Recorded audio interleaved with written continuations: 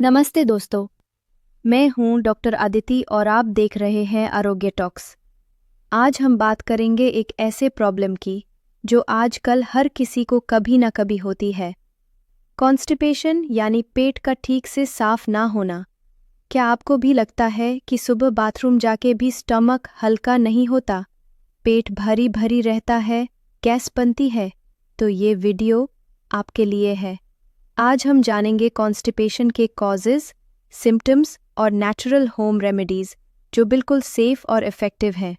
चलिए शुरू करते हैं अपने पेट को नेचुरली ठीक करने की तरफ एक कदम। कॉन्स्टिपेशन एक ऐसी कंडीशन है जिसमें बाउल मूवमेंट मुश्किल से होती है या फिर काफ़ी कम होती है। कई बार स्टूल हार्ड, ड्राई या फिर छोटी छोटी गोली जैसा निकलता है। मतलब आपको बाथरूम जाने का मन तो होता है, लेकिन प्रॉपरली कुछ निकलता नहीं।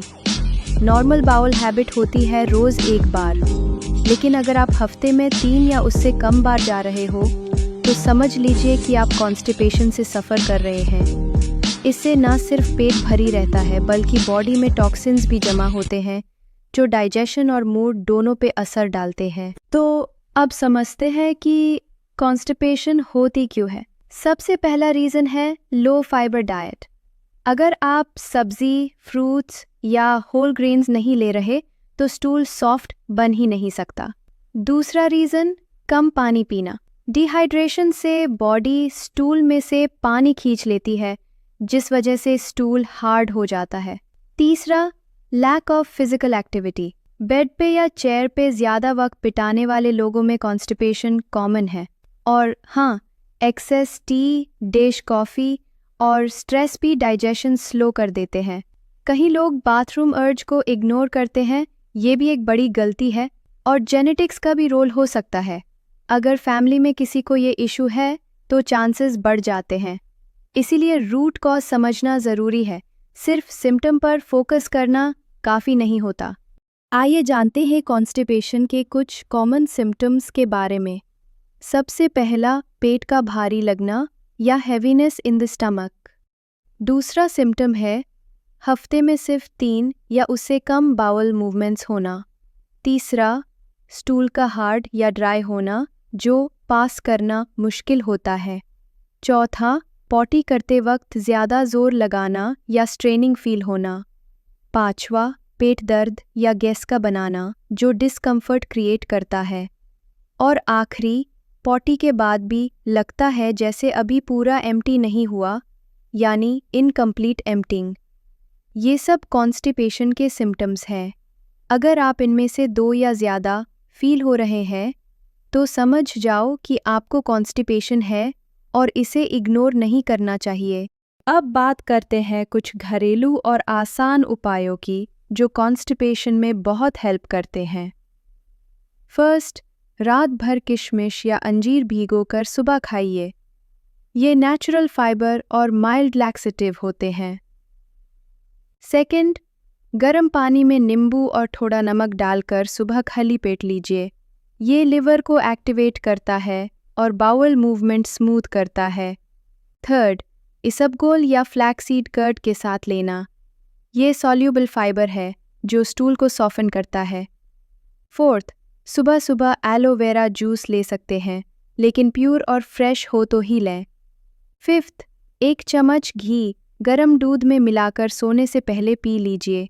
ये आयुर्वेदिक रेमेडी है जो स्टूल को नर्म करता है। सिक्स्थ, योगा जैसे पवन मुक्तासना या वज्रासना। इनसे इंटेस्टाइन पे जेंटल प्रेशर पड़ता है। सेवेंथ, पपीता, अमरूद, सेब जैसे फाइबर रिच फ्रूट्स को अपनी डाइट में शामिल करें। कॉन्स्टिपेशन से रिलीफ के लिए ये चीज़ें अवॉइड करना बहुत ज़रूरी है। मैदा और रिफाइंड फूड जैसे बेकरी आइटम्स, बर्गर, पिज़्ज़ा। ज़्यादा चाय या कॉफ़ी डिहाइड्रेशन बढ़ा देती है। ठंडी कोल्ड ड्रिंक्स ये डाइजेस्टिव फायर को वीक करते हैं। ज़्यादा दूध या डेयरी प्रोडक्ट्स, अगर आपको लैक्टोज इंटॉलरेंस है तो और भी दिक्कत हो सकती है। हेल्थी डाइजेशन के लिए प्रोसेस्ड और जंक फूड को लिमिट करना ही सबसे बड़ा सोल्यूशन है। कॉन्स्टिपेशन से रिलीफ पाने के लिए सिर्फ खाना नहीं, लाइफस्टाइल भी चेंज करना ज़रूरी है। सुबह सुबह एक ग्लास नींबू पानी से दिन की शुरुआत करें। रोज़ाना 5 और 10 मिनट वॉक या स्ट्रेचिंग करें। एक रेगुलर मील टाइमिंग फिक्स करें। इरेगुलर ईटिंग हैबिट्स डाइजेशन बिगाड़ती है। बाथरूम में मोबाइल यूज़ करना बंद करें। रोज़ाना योगा करें, वज्रासना, मलासना, पवन मुक्तासना। ये सिंपल हैबिट्स आपके गट को हैप्पी और हेल्दी रखेंगी। चलिए अब एक क्विक समरी देख लेते हैं। क्या करें और क्या अवॉइड करें। पहले जानते हैं क्या करना चाहिए। डोज। पहला, रोज़ाना पर्याप्त मात्रा में पानी पिए। हाइड्रेशन से बावल मूवमेंट स्मूथ होता है। दूसरा, रोज़ वॉक या योग करें। शारीरिक गतिविधि पाचन क्रिया को सक्रिय रखती है। तीसरा, अपने भोजन में फाइबर से भरपूर चीज़ें ज़रूर शामिल करें, जैसे सब्जी, फल और होल ग्रेन्स। चौथा, नियमित अंतराल पर भोजन करें। लंबी फास्टिंग से कब्ज़ की समस्या बढ़ सकती है। पाँचवा, शौच करते समय स्क्वाटिंग पोजीशन अपनाएं।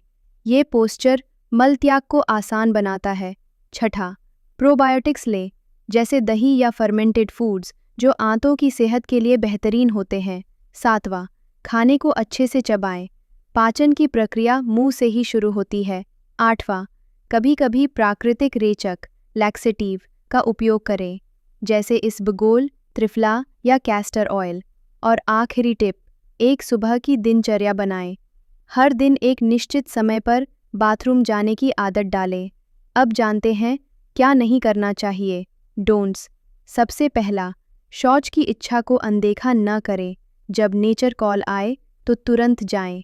दूसरा, प्रोसेस्ड और जंक फूड से दूर रहें, ये पाचन को धीमा कर देते हैं।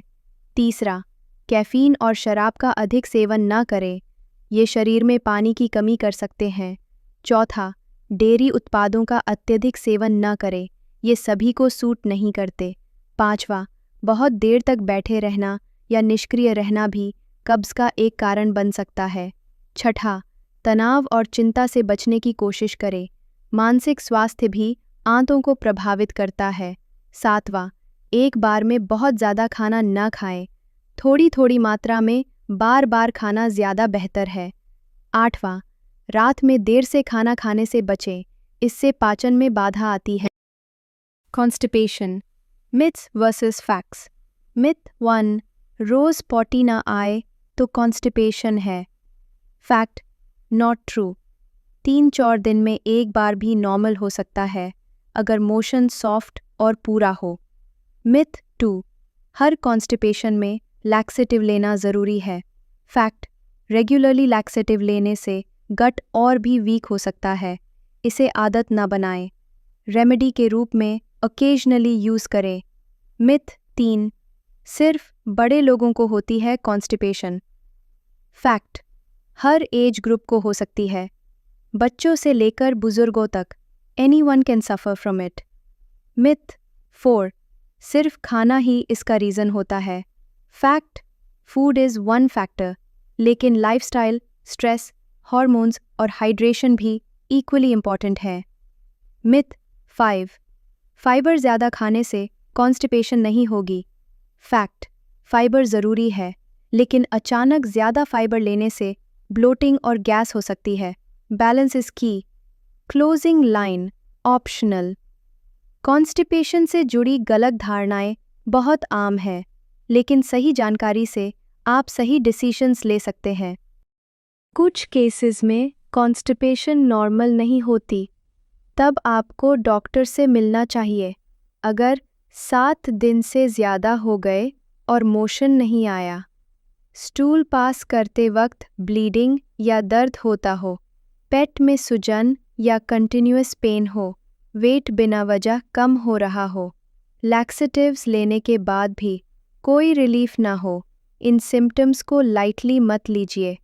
प्रॉपर डायग्नोसिस के लिए स्पेशलिस्ट की सलाह ज़रूर लें।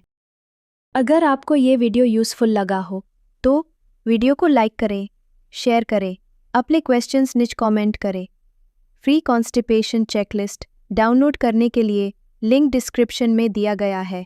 और हाँ, सब्सक्राइब ज़रूर करें आरोग्य टॉक्स को, हेल्थ रिलेटेड हर टॉपिक को डॉक्टर की नज़र से समझने के लिए।